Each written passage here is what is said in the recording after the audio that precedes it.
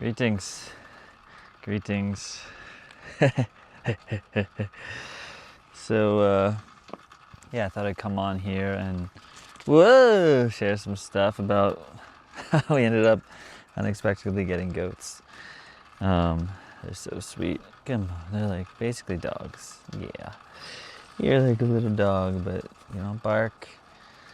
And yeah, we've wanted goats for a while, and we actually had planned to get goats in May. We actually moved to a farm, if you don't know that.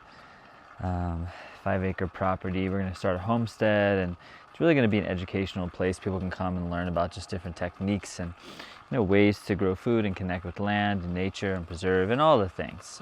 Not claiming to be experts, not claiming to know what we're talking about, but we've been passionate about growing food and living connected to land for a long time, so we figured we'd share what we do know. Hey.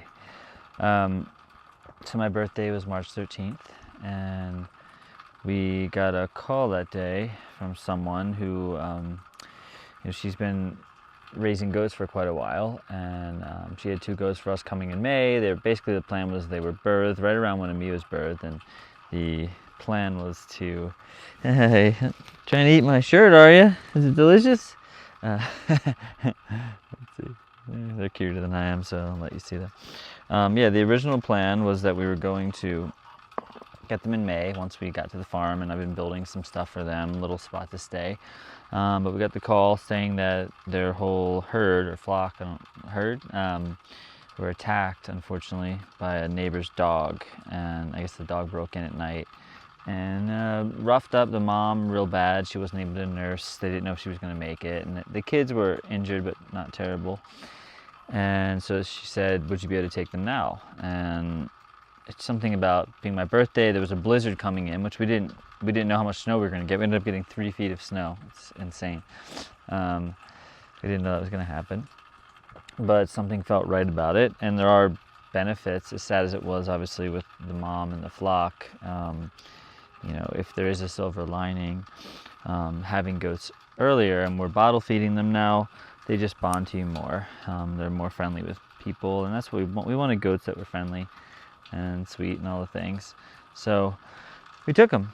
And one of the reasons I want to talk about this video, or talk in this video about, is, part of the homesteading perspective, we might have our own ideals, we might have our own beliefs and, things we want to impose on the land and the world around us. But part of being more in homesteading and kind of having this sacred reciprocity for nature is working with what is.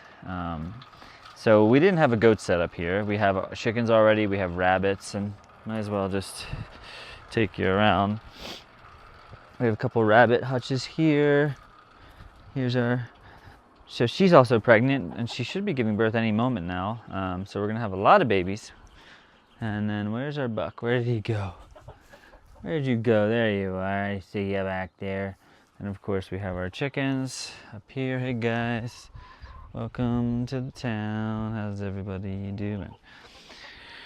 So we don't really have space for goats, but it doesn't mean we can't make things work. And so in a moment's notice, I was like, well, I built this greenhouse, and I can, at least until I build something a little bit more for them, I have this big dog crate which I found on the side of the road for free, and I can just leave them in here and kind of keep them warm and protected at night, and then during the day they can kind of roam around. So part of homesteading is, you might call it fixing problems or creating solutions wherever you go. It's kind of like a puzzle. You look at your land, you look at what you have, you look at what's possible, you look at your resources, and you figure out what makes sense.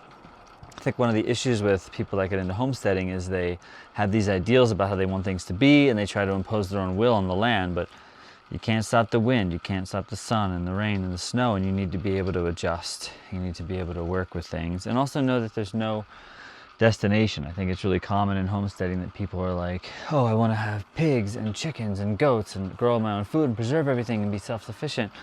I feel that self-sufficiency is a lie. I say no self-sufficiency, and it goes along more with my philosophy about no self. But if you're saying self-sufficiency, you're imposing that it's just you. It's just the self that has the ego and the ideals and wants to create something wonderful and special, but do it all yourself. But the reality is we're all connected. There's no individual self. There's no me without you. There's no tree without sun and wind and moon and rain and stars and every single tiny little microbe and insect, all over the place, and animals, and everything's working together. And when you get into more of this no self place and this no self-sufficiency, you realize that, yeah, maybe things make sense. Maybe you feel this deep desire and calling in your heart to grow your own food, to make your own medicine, to be more connected to land. But it doesn't mean that there's ever some destination where like, oh, now I'm completely off grid and I'm fully powered and, the world's gonna collapse and I'll be fine. It's like, yeah, there are the doomsday people, but I don't like to create out of fear, because when you're creating out of fear, there's always this piece of you that's maybe waiting or wondering when it's gonna happen. And energetically, you're putting fear into the universe, and teach their own. Maybe that works for people, but for me, it doesn't make sense. So I'd rather create from this place of wonder, from this place of joy, from this place of magic. And so, of course, when we hear that there's 2 baby goats that basically lost their mom that need a home, it's like, let's figure it out. I've never had goats before.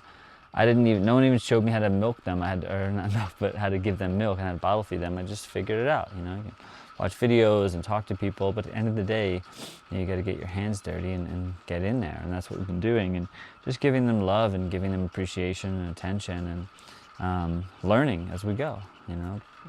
Everything I do, cooking, fermenting, growing, it's like I learn because I make the mistakes. I don't learn just by watching the quote-unquote gurus online tell me exactly how to do it. That might work for some people, but for me, it's like, even if somebody is giving you a recipe and saying, this is the best thing you'll ever eat, it's all relative. We all have different taste buds and things that we like, and our ovens work differently and ingredients are different. There's no way to perfectly replicate anything that anyone else is sharing. So rather than try to mimic, rather than try to copy, just like the Buddha says, is like, you can try to copy me and act like me, but you're missing the whole point. That's the superficial thing.